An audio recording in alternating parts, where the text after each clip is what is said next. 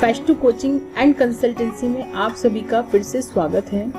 जैसा कि आप सब जानते हैं, अभी इलेक्ट्रिकल सेफ्टी का लेक्चर का सीरीज चल रहा है, तो उसी के अंतर्गत तो थर्ड लेक्चर से हमारा measures relating to safety and electrical supply regulations 2010 का लेक्चर सीरीज चल रहा है, जिसमें राइट और पुराने जितने भी लेक्चर्स है उसका लिंक मैंने नीचे डिस्क्रिप्शन बॉक्स में शेयर कर दिया है और आगे आने वाले लेक्चर्स का डिस्क्रिप्शन लिंक्स भी मैं डिस्क्रिप्शन बॉक्स में शेयर करती जाऊंगी, राइट। और आप वैसे भी जब भी वीडियो देखते हैं तो यहाँ ऊपर टैग्स आते हैं कुछ, वो टैग्स में भी इसका लेक्चर का लिंक्स शेयर रहता है पुराने लेक्चर्स का।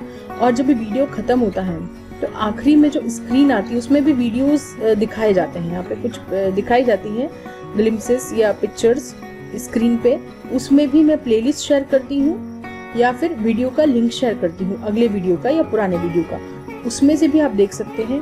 और तीसरा, मैं नीचे डिस्क्रिप्शन बॉक्स जो है वीडियो का डिस्क्रिप्शन जो नीचे लिखा है उसमें भी मैं लिंक्स शेयर करती हूँ, राइट।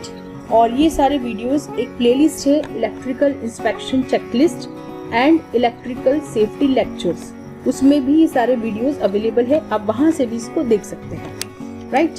तो आइए हम इसको आगे बढ़ते हैं, हमारे रेगुलेशंस देखते हैं। इस रेगुलेशन को आप एक्सेस कर सकते हैं वेबसाइट से भी, जो कि है www.cea.nic.in, या तो इसमें जाके देख सकते हैं या फिर आप ये जो लिंक है नीचे दिया हुआ http, इस लिंक को ऐसा कि ऐसा कॉपी पेस्ट करेंगे तो सीधे आपको ये रेगुलेशन खुल जाएगा, राइट। तो ये लिंक भी मैंने डिस्क्रिप्शन बॉक्स में शेयर कर दिया है।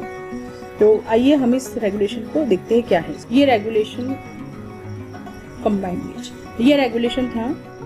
हम यहीं से एक एक चीज पे जाके देखेंगे। हम इंडेक्स पे जाते हैं, डेफिनेशंस, अपने डेफिनेशंस पे जाते हैं। These regulations may be called the Central Electricity Authority measures relating to safety electric supply regulations 2010, ठीक है।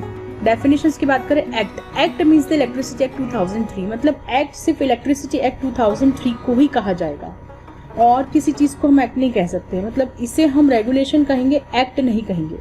Accessible means with in physical reach, मतलब जिसे हम फिजिकली जाके छू सकते हो without the use of any appliance, और स्पेशल जिसे स्पेशल इफर्ट किए बिना कुछ अप्लायंस यूज किए बिना हम फिजिकली रीच जो हमारी हो उसे हम एक्सेसिबल कहते हैं। एम्पेयर मीन्स इलेक्ट्रिक करंट का यूनिट, ठीक है, and is a constant current which flowing in two parallel straight conductors of infinite length of negligible cross section, जो कि दो पैरेलल स्ट्रेट कंडक्टर के बीच फ्लो हो रहा है जिनकी लेंथ इनफाइनाइट मानी गई है और उनके बीच नेग्लिजिबल क्रॉस सेक्शन एरिया है, and placed at a distance of 1 metre apart, 1 metre apart में रखे गए हो, अगर वैक्यूम में हो, will produce a force of 2 × 10⁻⁷ newtons per metre length between the conductors. Actually ये एम्पेयर का थोड़ा टेक्निकल डेफिनेशन दिया हुआ है, हम सिर्फ एम्पेयर को ऐसे समझ सकते हैं, it is unit of electric current, right. Apparatus मतलब इलेक्ट्रिकल एपरेटस की बात की गई है जिसमें कि सभी मशीन्स, फिटिंग्स, एक्सेसरीज और अप्लायंसेस हो। फिर आते हैं बैर, BARE, बैर। बैर means not covered with insulating materials. बैर मतलब कि जिसे कोई इंसुलेशन मटेरियल से कवर नहीं किया गया, वो उसी स्थिति में जैसा कि वो है, राइट। केबल मतलब length of insulated single conductor. Cable मतलब इंसुलेटेड सिंगल कंडक्टर जो उसकी लेंथ, ठीक है, सॉलिड हो, स्ट्रेंडेड हो, 2 और मोर कंडक्टर हो, ठीक है, उसकी खुद के इंसुलेशन प्रोवाइड हो। केबल मतलब एक वायर लंबा सा, ठीक है, सिंपल भाषा में अगर बात करें तो।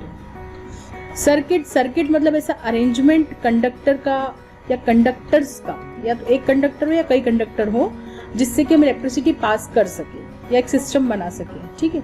सर्किट ब्रेकर मतलब एक डिवाइस जिसमें कि सर्किट को ब्रेक करने की कैपेसिटी हो सभी कंडीशंस में, ठीक है, और इस तरह से वो डिजाइन हो जिसमें कि एबनॉर्मल कंडीशन आने पर करंट ऑटोमेटिकली ब्रेक हो जाए, ठीक है, ये होता है सर्किट ब्रेकर। आगे देखते हैं कॉन्सेंट्रिक केबल मतलब composite cable comprising an inner conductor which is insulated and one or more outer conductors which are insulated from one another and are disposed over the insulated of and more or less around the inner conductor।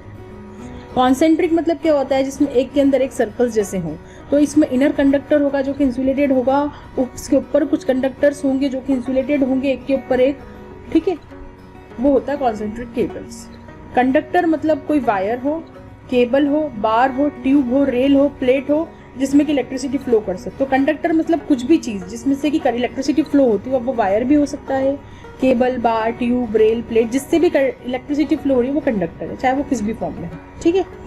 और उसको electrically connect कर रखा हो system से। Conduit मतलब ऐसी कोई rigid या फ्लेक्सिबल मेटेलिक की ट्यूब हो और mechanically strong and tyre resisting non metallic tubing into which a cable or cables may be drawn for the purpose of affording it or the mechanical protection।